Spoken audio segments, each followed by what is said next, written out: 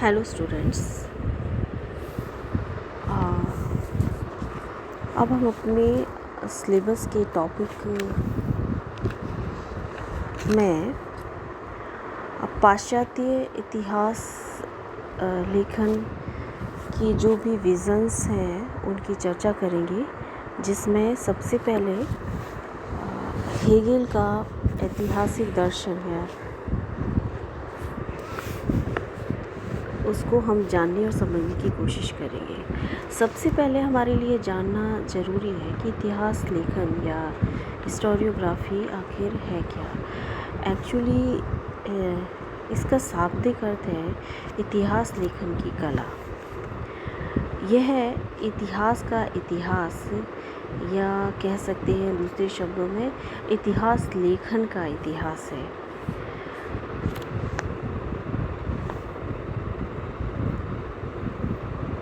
इतिहास के लेखन से एक्चुअली इतिहास का जो लेखन पद्धति है उसमें वैचारिक रूप से, टेक्निकल रूप से, या स्वयं इतिहास के प्रति बदलता जो दृष्टिकोण है, उस सब ने इतिहास लेखन को समय समय पर एनरिच भी किया है और समय समय पर उसका परिष्करण भी किया है। उसको एक कह सकते हैं एक परिमार्जित रूप या अलग अलग एक विकास क्रम दिया है। तो इतिहास लेखन की जब हम बात करते हैं तो यहाँ हम उन सभी विजन्स को, उन सभी थ्योरीज़ को, उन सभी आइडियोलॉजीज़ को समझने की और जानने की कोशिश करते हैं कि उसमें कौन कौन सी ट्रेडिशंस रही हैं, या किस किस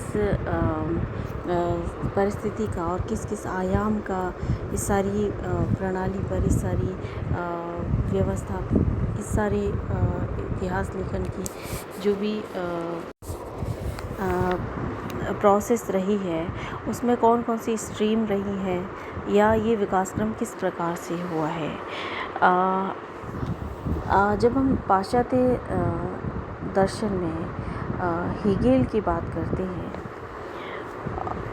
तो सबसे पहले हमें पाश्चात्य संदर्भ में इतिहास लेखन की जो प्रमुख परंपरा और ट्रेडिशन रही, या किस तरीके से इसने अपना आधुनिक स्वरूप और प्रारूप ग्रहण किया, उस पृष्ठभूमि को थोड़ा सा जानने समझने की ज़रूरत होती है।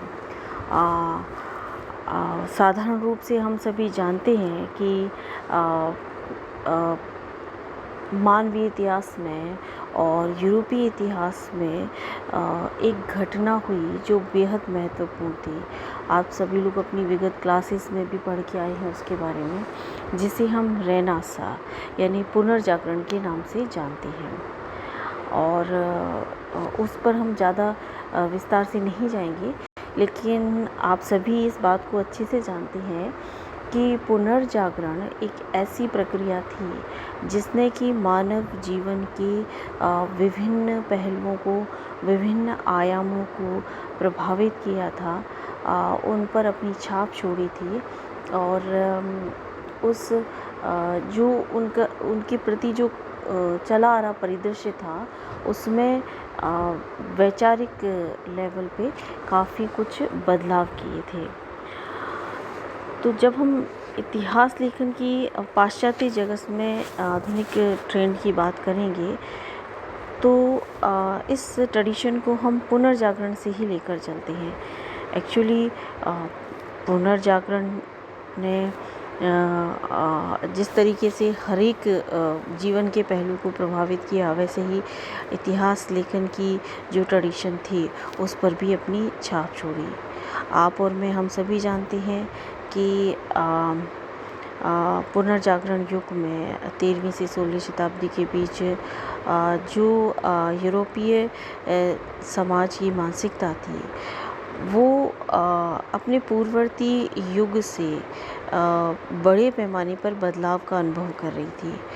और इस बदलाव में जो प्रेरक तत्व था वो था अन्वेषण की भावना से हर एक चीज़ को देखना, या अन्वेषण की भावना से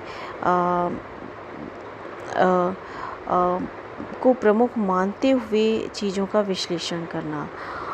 और इस भावना ने जिस प्रकार से मनुष्य के विचार और गतिविधियों के हर पक्ष को प्रभावित किया, उसी प्रकार से इसने इतिहास लेखन पर भी अपना प्रभाव डाला। और इस भावना की प्राप्ति के लिए तार्किक शक्ति के प्रयोग पर महत्व दिया गया। तो जो मानव के विचारों और रुचि में जो ये परिवर्तन आया था, आधारभूत बदलाव आया था, ये बाद में मानववाद के नाम से जाना गया, क्योंकि इसने अलौकिकता को नकारते हुए मानवीय इच्छा और मानव मस्तिष्क को सर्वोपरि माना और लौकिक जीवन की इम्पोर्टेंस को स्थापित किया। तो ये जो एक थॉट, ये जो एक कह सकते हैं एक नया विचार समाज के अंदर आया, इसने इतिहास लेखन को भी प्रभावित किया।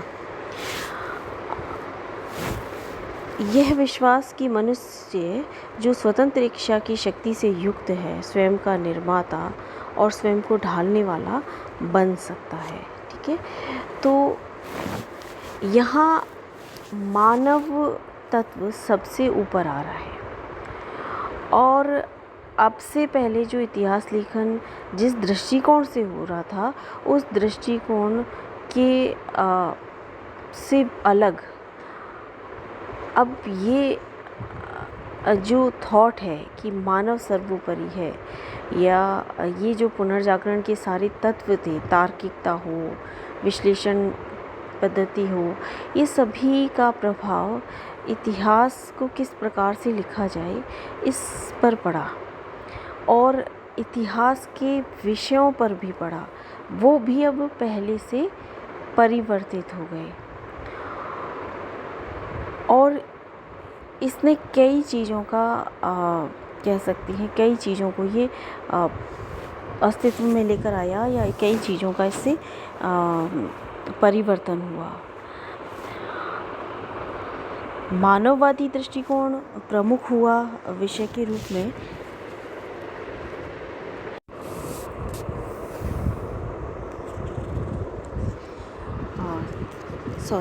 मानववादी दृष्टिकोण प्रमुख हुआ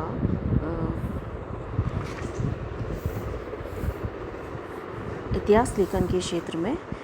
ये तो था ही, लेकिन अनेक बहुत सारी चीज़ें हुई, जैसे मानववादी दृष्टिकोण से तर्क और जिज्ञासा को स्थान मिला, और इसके साथ ही सांसारिक विषयों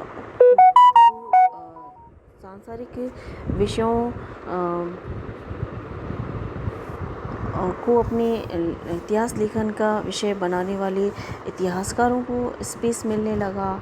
साथ ही पुरातत्व विज्ञान अपना अस्तित्व में आया और अपना महत्व स्थापित कर पाया। ऐतिहासिक समालोचना का भी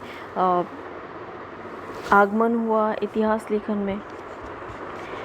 तो इस प्रकार से पुनर्जागरण काल ने बहुत सारे नए आयामों को इतिहास लेखन में जोड़ा, और इस काल के अनेक महत्वपूर्ण इतिहासविद हुए, जिनमें Flavio Biondo, Leonardo Bruni, Niccolo Machiavelli, Francesco Guicciardini, Jean Bodin, Francis Bacon जैसे अनेक प्रमुख इतिहासकार हुए, और इन सभी ने अपनी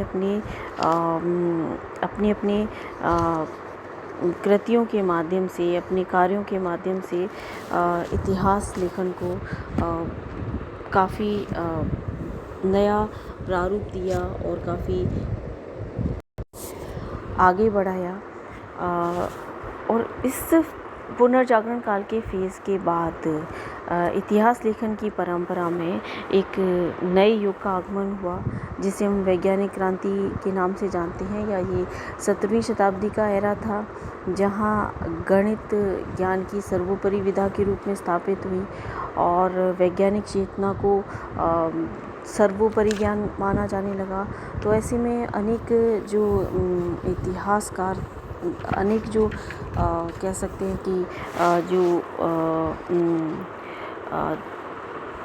विद्वजन थे, उन्होंने इतिहास की धारा पर ये जो बात थी कि गणितीय ज्ञान सर्वोपरि है, इसका इफ़ेक्ट इतिहास लेखन पर भी पड़ा, या वैज्ञानिक क्रांति का प्रभाव इतिहास लेखन पर भी पड़ा। और उसी हिसाब से इतिहास के विषय, इतिहास की ट्रेडिशंस, इतिहास की विज़न्स में परिवर्तन हुआ। और इन्हीं परिवर्तनों के साथ में इसमें पॉजिटिव परिवर्तन भी हुए, नेगेटिव परिवर्तन भी हुए, जिन्होंने संशयवाद को जन्म दिया। लेकिन और साथ ही उसके विरोध में कार्टेशियन इतिहास लेखन का प्रारंभ हुआ। और उन्होंने इन सभी ने कुल मिलाकर इतिहास को एक एनरिच किया। और इसी के अंतिम चरण में विको ने इतिहास को एक नए तरीके से देखने की कोशिश की, और उन्होंने अपना ज्ञान सिद्धांत दिया। और उसी के आधार पर उनके इतिहास संबंधी विचारों में अनेक नवीन चीज़ों का समावेश हुआ।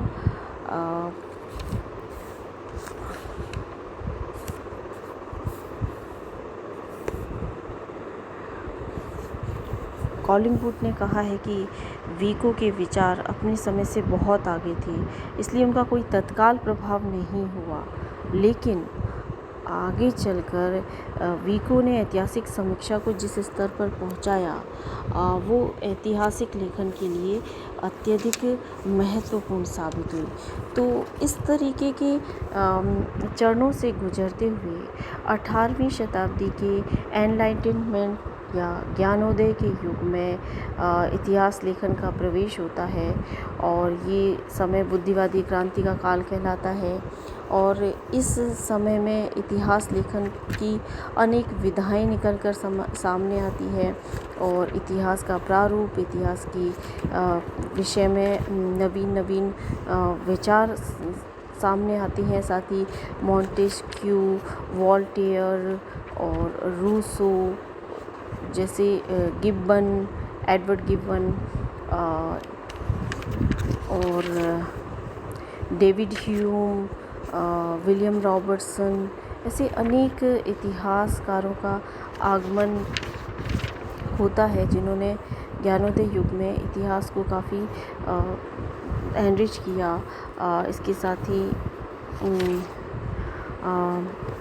बाद में इसके ज्ञानोदय युग के बाद में जब तर्कवाद का प्रभाव काफ़ी बढ़ा, तो उसके विरोध में स्वच्छंदतावाद सामने आया। और रूसो के अलावा हर्डर और